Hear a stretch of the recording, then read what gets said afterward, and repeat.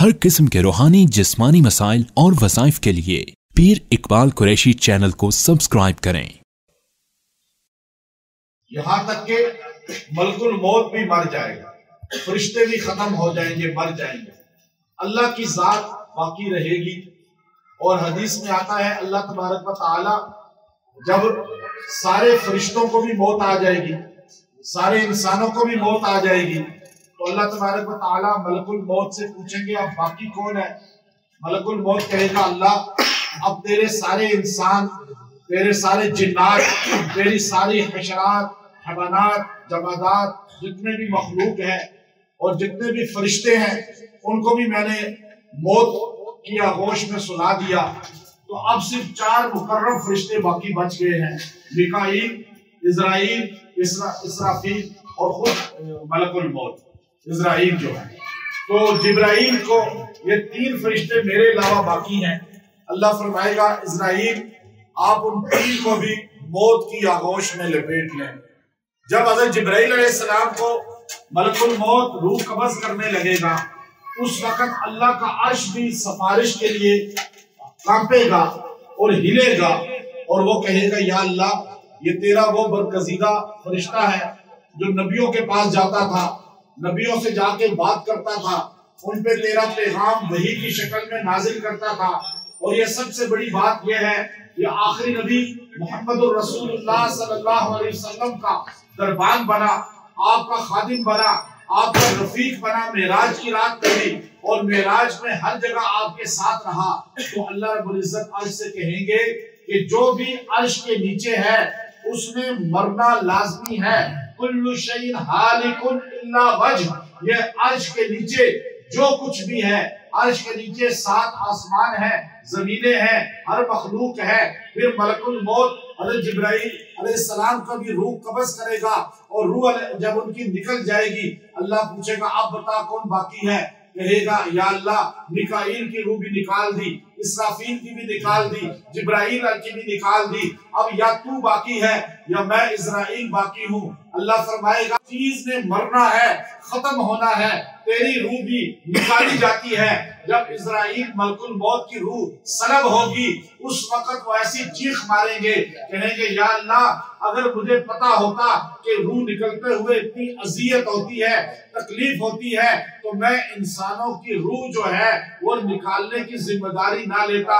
اس لیے کہ موت ایک حقیقت ہے، اللہ رب العزت جو ہے ان کو بھی موت دے دیں گے، جب وہ بھی ختم ہو جائیں گے 1,00,000 سال نہیں۔ ابو اللیث سمرقندی رحمت اللہ علیہ تنبیہ الغافلین میں لکھتے ہیں 1 سال نہیں، 10 سال نہیں، 1000 سال نہیں، 1,00,000 سال نہیں، 10,00,000 سال نہیں، بلکہ 14,00,000 سال بیت جائیں گے، کچھ بھی نہیں ہوگا، اللہ ہی ہوگا، ہر طرف اللہ ہی ہوگا۔ اللہ کہے گا این الملوک، کہاں ہے بادشاہ جو بڑے متکبر بن کے پھرتے تھے، بڑا اپنا حکم چلاتے تھے؟ این المتکبرون، کہاں ہے تکبر کرنے والے؟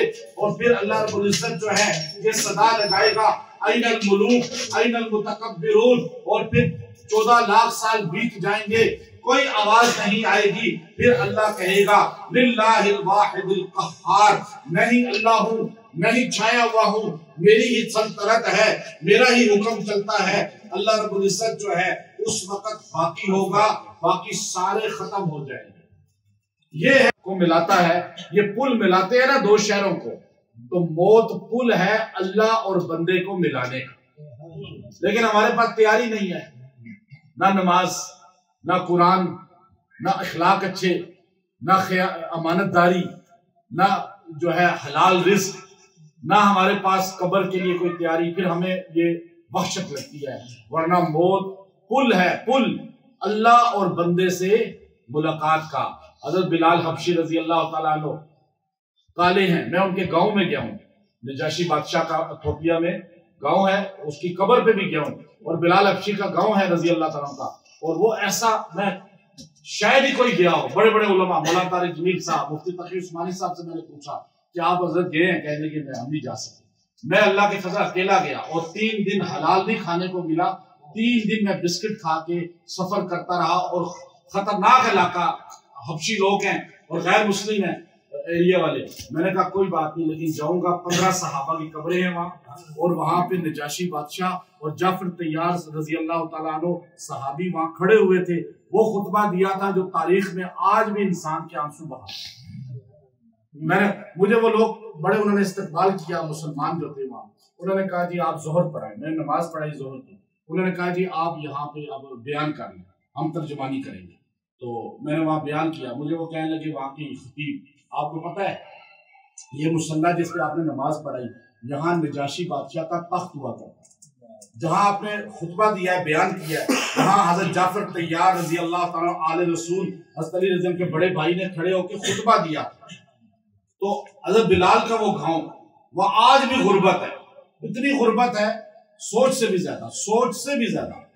تو آپ دیکھیے بلال وہاں سے چلے، لیکن مدینے جا کر رسول اللہ صلی اللہ علیہ وسلم مکے میں جا کر آپ کے غلام بنے تو موت کے وقت کیا کیفیت تھی؟ غم کے کالے، غریب جائے گی.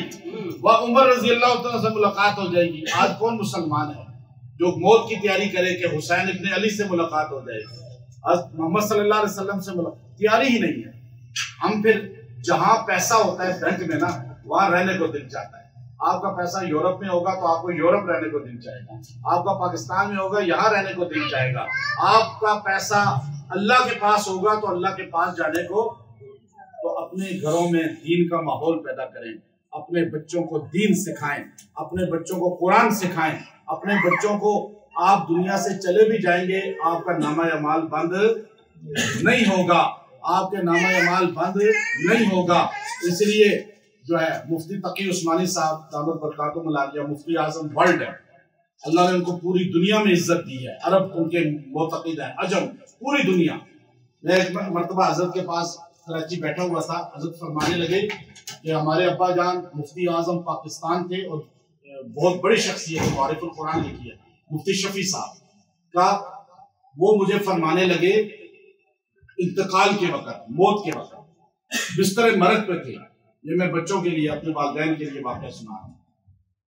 فرمانے لگے میرے ابا جان جو مفتی اعظم خالی پاکستان نہیں تھے بلکہ پاکستان بننے سے پہلے ان کا بر صغیر میں فتویٰ چلتا تھا اور اتنے بڑے عالم تھے. اور ان کے والد مولانا یسین صاحب رحمۃ اللہ علیہ اور بڑے عالم تھے دارالعلوم دیوبند کے. تو فرمانے لگے میرے ابا جان نے کہا کہ جب میرے ابا یعنی ان کے دادا فوت ہونے لگے تو مجھے بلایا، بیٹا میں 80 سال کا ہوں، دنیا سے جا رہا ہوں، مجھے تم دفناؤ گے، قبر میں اتارو گے جنازہ پڑھنے کے بعد. پھر کبھی کبھار کچھ دن مجھے یاد رکھو گے، پھر کبھی قرآن پاک کھول لو گے، کبھی کوئی ذکر کر لو گے، لیکن بیٹا سارے دفنا کے بھول جاتے ہیں، تم ذرا دیر سے مجھے بھولو. تم مجھے ذرا دیر سے بھولتے ہیں، نہیں بھولتے. ابھی ایک دم دفنایا بس ختم. خاندان بھول جاتا ہے، برادری بھول جاتی ہے. اللہ کا نظام بھی ہے کچھ ایسا. لیکن بندہ خود جو تیاری کر کے جاتا ہے اپنی اولاد کو، وہ کبھی ختم نہیں ہوتا صدقہ جاریہ. تو فرمانے لگے تھوڑا لیٹ بھولنا. کہنے لگے میرے ابا مفتی شفیع صاحب 80 سال کی قریب عمر میں جب بستر مرگ پہ تھے تو مجھے بلایا. تو بیٹا میرے والد نے مجھے کہا تھا، میں آج تک روزانہ ان کے لیے سال ثواب کرتا ہوں. 80 سال عمر ہو گئی. اور میں تمہیں بھی کہتا ہوں سارے دفنا کے بھول جاتے ہیں لیکن تم تھوڑا دیر سے بھول. کہا آج میں بھی اس عمر میں جا رہا ہوں لیکن آج تک اپنے والد کو نہیں بھولا. تو مفتی تقی صاحب فرمانے لگے کہ ان کی عمر بھی ابھی 82 سال ہے. کہنے لگے میں آج تک کوئی دن نہیں گزرا کہ اپنے والد کے لیے سال ثواب نہ کیا، جو حضرت نے مجھے بتایا. اور حدیث میں بھی آئی ہے. آپ قرآن پاک پڑھنے کا چلو آپ مصروف ہیں، یہ بعض پڑھ نہیں سکتے یا بعض بہت بزی لائف ہوتی ہے ہر بندے کی. فرمایا حدیث کے الفاظ ہیں، حضرت مفتی صاحب فرمانے لگے جو بندہ روزانہ 12 مرتبہ قل هو اللہ احد پوری پڑھ کے اپنے والدین کو اصالِ ثواب کرتا ہے، وہ قیامت کے دن ماں باپ کا فرمانبردار اٹھے گا. اس کا رزق بھی وسیع ہو جائے گا، اس کی عمر میں ہی برکت آ جائے گی، اس کی اولاد بھی اس کی فرمانبردار ہو جائے گی. اللہ تعالیٰ اسے ماں باپ کا نافرمان نہیں اٹھائے گا. اب جس کے والدین فوت ہو چکے ہیں وہ روزانہ 12 مرتبہ کم سے کم قل هو اللہ احد پوری سورہ اخلاص پڑھ کے ان کو اصالِ ثواب کر دے. اور بھولے کبھی نہیں، اپنے رشتوں کو ہمیشہ یاد رکھیں اور ہمیشہ ان کے لیے دعا کریں۔ الحمدللہ میں نے اپنے دادا دادی نانا نانی ہمارے تایا جتنے فوت ہوئے ہیں، علی مرزان بھائی کے میں جو والد صاحب، ان کی والدہ بھی، ہمارے غلام حیدر تایا، دوسرے تایا، میں نے سب کی طرف سے حج کیے ہوئے، ایک ایک حج سب کی طرف سے کیے، 13 حج میں نے خالی اپنے بڑوں کے لیے کیے۔ عمرہ جو ہے عمرہ وہ بے انتہا کیے ہیں ان کے لیے، سب کے لیے۔ ابھی انشاءاللہ ابھی میں عمرے سے آیا ہوں ہفتہ پہلے، اگلا عمرہ انشاءاللہ میرا ان کے لیے ہوگا، علی خان بھائی۔ یہ میں آپ کو کوئی اپنی بڑائی کے لیے نہیں بتا رہا، میں یہ بتا رہا ہوں تحدیث بالنعمہ کے طور پہ کہ یہ کام صدقہ جاریہ آپ بھی کر سکتے ہیں۔ ہمیں اپنے مرحوم کو بھولنا نہیں چاہیے۔ ہماری پھوپھی فوت ہوئی ہے، میں نے ان کے لیے حج کیا جا کر فوراً۔ ابھی مجھے ہمارے ان کے بیٹے بتا رہے تھے کہ میں حج ان کے لیے کرنا چاہتا ہوں، میں نے کہا میں کر چکا ہوں حج بدل ان کے لیے، الحمدللہ۔ کبھی بتایا بھی نہیں میں نے کسی کو کہ بھئی آپ کے لیے میں نے حج کیا ہے، عمرہ کیا ہے، کیونکہ اللہ اور میرا معاملہ ہے۔ لیکن ہم جب دوسروں کو یاد رکھیں گے تو ہمارے جانے کے بعد ہمیں بھی کوئی یاد کرے گا۔ تو انشاءاللہ سارے نیت کرتے ہیں اپنے بچوں کو دین سکھائیں گے انشاءاللہ، اے ارادہ انشاءاللہ، اور بچوں کو قرآن سکھائیں، قرآن کا عالم بنائیں، حافظ بنائیں۔